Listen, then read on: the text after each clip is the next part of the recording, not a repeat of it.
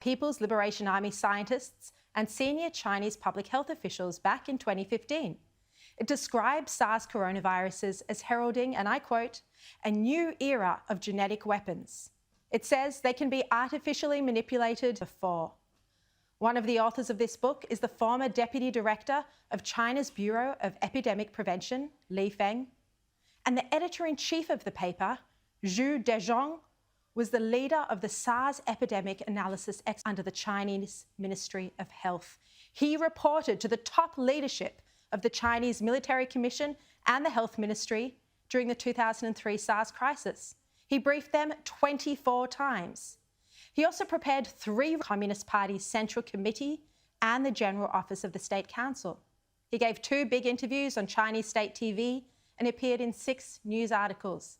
He was responsible for 16 national and military command topics. Go on and bring you new information from this document. While intelligence agencies suspect, and they've been investigating this since early last year, that COVID-19 may be the result of an accidental leak from a Wuhan lab, there's no suggestion PLA's most prominent military universities, where high levels of defence research are conducted, were thinking about biological research. This Chinese language paper is called The Unnatural Origin of SARS, and it says, following developments in other scientific fields, there have been major advances in the delivery of biological agents. For example, the newfound ability to freeze-dry microorganisms has made it possible to store biological agents. In this document, unbelievably, there's a whole section on the best conditions under which to release a biological attack. It says this: bioweapon attacks are best conducted during dawn so it can float into the target area. The book notes as well how a sudden surge of patients requiring hospitalisation during a bioweapon attack, and this is a quote, could cause the enemy's medical system to collapse. For isolation and quarantine. Here's more from it. Large-scale biological weapon attacks can cause many indirect consequences in addition to human casualties. Major impacts include enormous burden on healthcare system. Well, we've seen that. The document also talks about the psychological terror that bioweapons can cause. It's chilling. It says biological weapons will not only cause widespread morbidity and mass casualties, but also include, just like other disasters, people will live under fear of attack for a considerable period of time, causing brief or lasting psychological impairment among some. In other words, it goes on, attacks using biological weapons can cause acute mental illnesses, such as acute stress reactions. Now, among the most bizarre claim in this document is the theory by the authors, and there were 18 authors, most of them linked, conspiracy theory, that the first SARS from 2003 was a man-made bioweapon deliberately unleashed on China by terrorists. Of course, scientific consensus holds that SARS was of natural origin and that it crossed the xenographics in wet markets. So this is a very odd conspiracy theory for a senior Chinese military scientist to be pushing about the SARS pandemic of 2003. And it's very similar to China now claiming that the COVID-19 pandemic. These are conspiracy theories that the World Health Organization irresponsibly gave credence to in its recent whitewash of an investigation. But this isn't just a random also held the position of professor and doctoral supervisor at the Air Force Medical University's Military Epidemiology Department. Here, he trained more than 100 PhD and other students inflicted on them by foreign terrorists. One of his students actually went on to write a thesis about this very topic of SARS being of unnatural origin.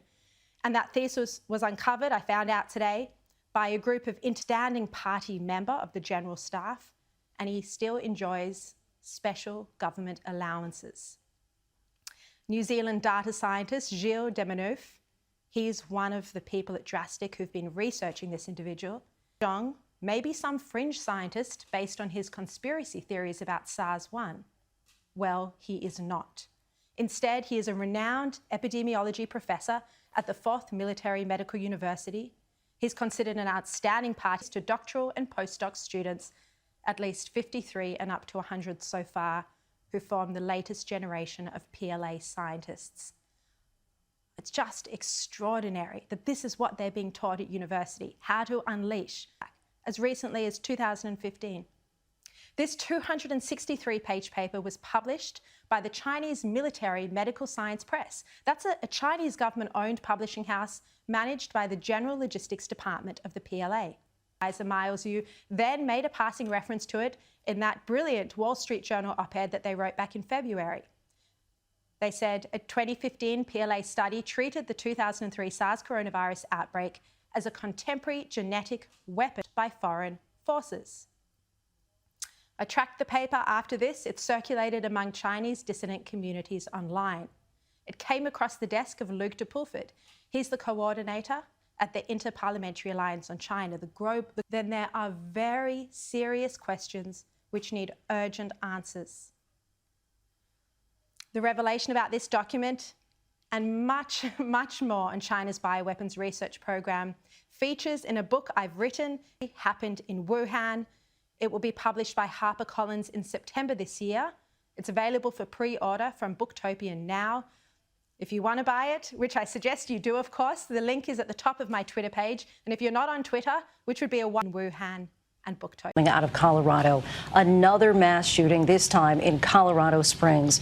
At least 6 people are dead, authorities say. Tonight, another deadly mass shooting in America. Sounds like more shots are still being fired. Keep a good distance.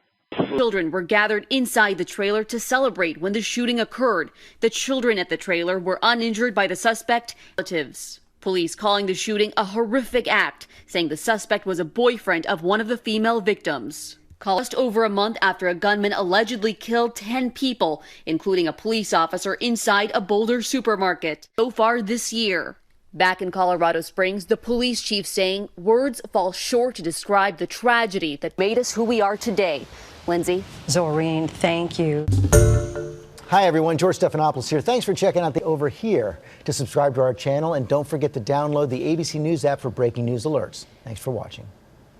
Fires after a fight, sending people scrambling for cover as police shut down the crossroads of the world. Everybody started running. I heard about 4 or 5 shots. Tonight, 3 innocent victims are in the hospital, including a 4-year-old child. Crowds running, crowds that have just started returning to the city.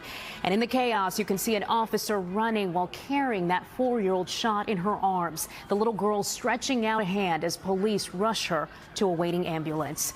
Another victim just steps from the NYPD Times Square precinct. And in this next video, you can hear the gunshots as people run.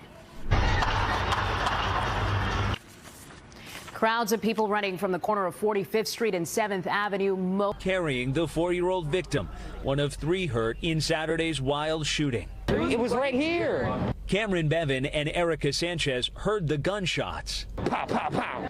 Shots fired. They saw crowds running away as they learned a child was among those struck by a bullet. That's the worst part. No, I want to cry. Yeah.